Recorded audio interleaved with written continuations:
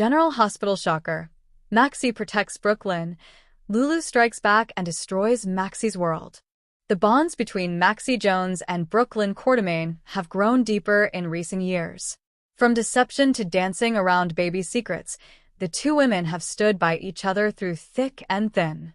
But with chaos brewing behind the scenes, Maxie's loyalty will soon come at a devastating cost. It all begins when Brook confides in Maxie about a horrifying new secret. After months of speculation, Brook reveals that she has been helping Chase cover up a scandal that could not only destroy his career, but bring down the entire PCPD.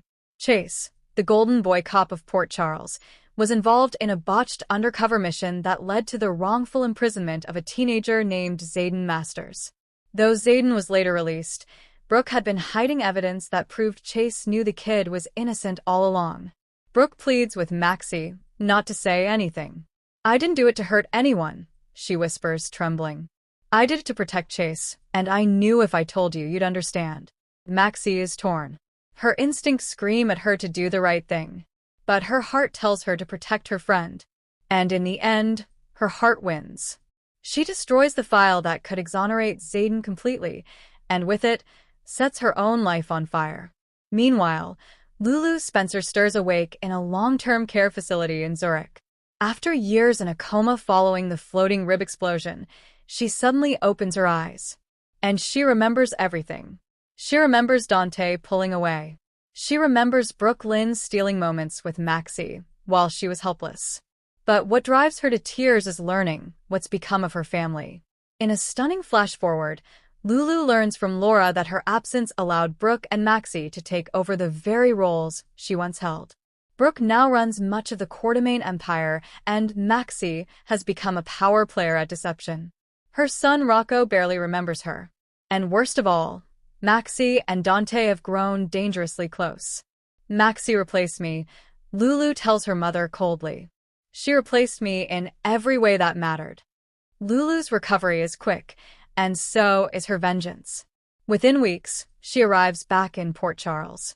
And Maxie's nightmare begins. Upon returning, Lulu doesn't waste time. She makes an unlikely alliance with Tracy Quartermain. The two women have something in common. Neither trusts Brooklyn, and both think Maxie has gotten too comfortable playing in the Quartermain sandbox. Tracy tells Lulu, "Brook is a fool, and Maxie's a snake in designer heels. I say we clip them both." But Lulu has a more personal agenda. She wants her family back. And if that means making Maxie pay for every tear she cried while comatose, so be it. Step 1. Expose Maxie's involvement in Zayden's case. Step 2. Turn deception against her. Step 3. Reclaim Dante and take down Brooklyn in the process. It doesn't take long for Lulu to make her first move. She blackmails a technician at the Port Charles Police Department to uncover a backup of the file Maxie destroyed, the one proving Brook and Chase suppressed evidence in Zayden's case. Within days, Lulu leaks it anonymously to the invader. The headline rocks Port Charles. The backlash is immediate. Chase is suspended pending investigation. Maxie is dragged into a media circus. Brook's connections to deception send the company into a tailspin. Shareholders panic. Lucy Coe goes ballistic. "I trusted you," Lucy screams at Maxie in a boardroom showdown. "This company is my baby, and you threw it into a bonfire to protect your little sorority sister." Maxie is removed from Deception's executive board within 48 hours. Her career? Gone. Her reputation? In ruins. And it doesn't stop there. The worst blow comes when Maxie returns home to find CPS waiting at her door. A concerned anonymous party, read Lulu, has tipped off authorities about Maxie's role in the police scandal and her past involving baby Bailey and Peter August. Officials deem her home unstable for 3 children. Georgie, James, and Bailey are removed from her custody pending further evaluation. Maxie begs Nina for help, but Nina is caught up in her own chaos. Sam and Spinelli try to comfort her, but Lulu's poison has already taken root. Al. Maxie sits alone in her dark apartment, replaying every moment, every choice, every lie. She thought she was protecting a friend. Instead, she destroyed herself. Brooklyn watches the devastation unfold with horror. She blames herself, and she should. It was her secret. Maxie only covered it. Brook tries to come clean publicly to save Maxie, but Tracy silences her with a threat. If Brook opens her mouth, she'll lose everything: her shares, her child's trust fund, and her place in the Quartermain family. Chase spirals too. His career, the badge he worked his life for, is gone. He starts drinking. He starts pulling away from Brook. Maybe Lulu is right, he mutters bitterly. Maybe the wrong people are paying the price. Brook tries to support him, but her own conscience gnaws at her. She begins to keep a journal, one that might one day reveal the full truth. A journal Lulu will soon discover. Lulu has everything she wanted. Maxie is disgraced. Brook is unraveling. And Dante, well, Dante is finally leaning on her again. Co-parenting with Rocco feels like old times. The connection is rekindling. But Lulu can't shake the hollowness in her chest. Because when she walks into Maxie's empty apartment one day, just to see the damage, she finds a goodbye letter. Maxie has left Port Charles. She's gone. And suddenly Lulu realizes she didn't win. She just burned everything down. The letter reads, "Dear Lulu, I hope you're happy.